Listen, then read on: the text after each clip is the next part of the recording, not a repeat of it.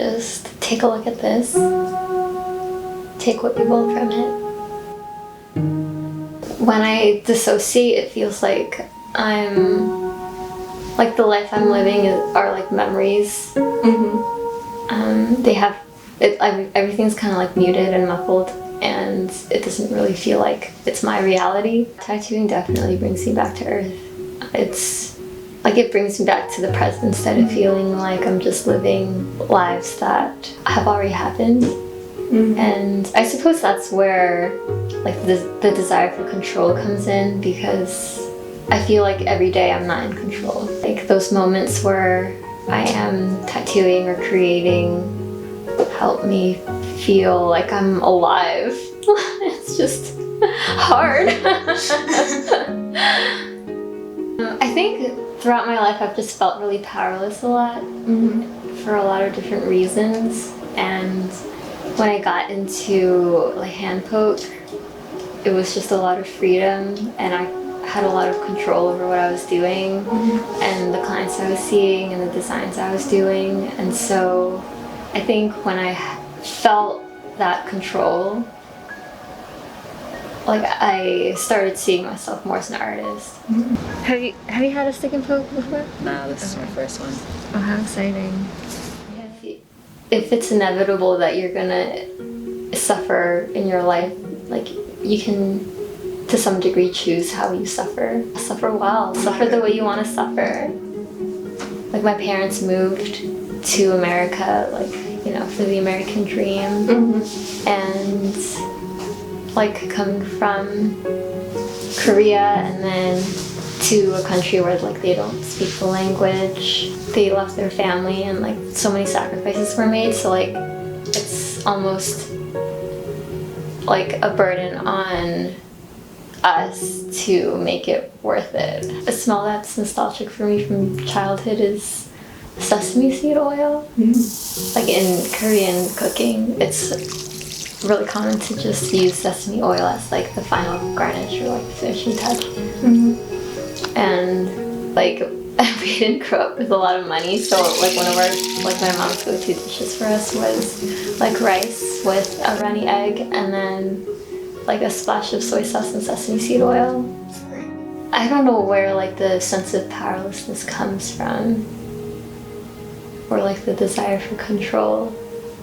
All I know is that like what I'm doing now, and like I feel like I'm like making my own mark, and quite literally on people. Yeah. And they'll last forever, and I feel like that is, it like feeds me. Stick and poke is absolutely meditative. I think there's always like the hustle and bustle of the pre-session where a lot of decisions come into play, both on my part and like a client's part. But when I'm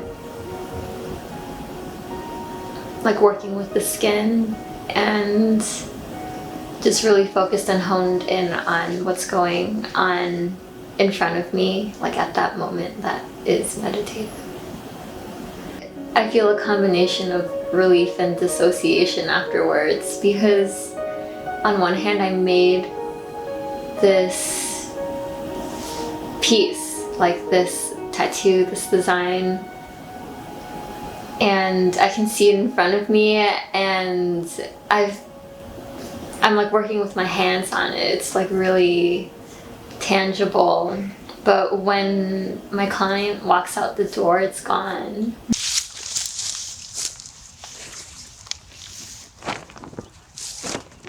Large scale like paintings that I'm working towards like are kind of about my mom, like heartbreak that comes from like watching my mom trying to like conform to American society and like be American. Yeah. I like speak English, like her broken English, and trying to minimize that Korean identity is really hard to watch. But like I'm trying to make this whole exhibit or installation where the point is to kind of to take up space, and so it's going to be like Korean words and letters. Just right there. Like, watch me. Like this. Like, here. Yeah, it doesn't need to be minimized at all. You're gonna die. You have to make decisions like based on like what will make you happy. Like, make decisions out of love, not fear. Like, in the broad like scope of time, like nothing is permanent. Yeah. You know, to me, like tattoos aren't permanent in a way, and I'm not sure if like the hand poke method plays into that, or I just have a really unusual concept of time. Even if they're like silly tattoos, they capture that moment in your life where you chose to go for it. Like, it captures like the emotions and feelings of that time in your life, so I feel like no tattoo is ever really a mistake. I think a lot about like, what do we owe our past selves? Because you had like this childhood dream, like, do you have to be in pursuit of that forever? Or when do you kind of shed those, if ever? And like, what do you owe yourself in this moment in time? Like, holding those memories in each tattoo is kind of a tribute to that past self. Like, is it one collective self, you know? Is it like you as a child carrying out your dreams as you get older? Or are you like forming new identities every day? And either way, get a tattoo. Give me the money. Yeah.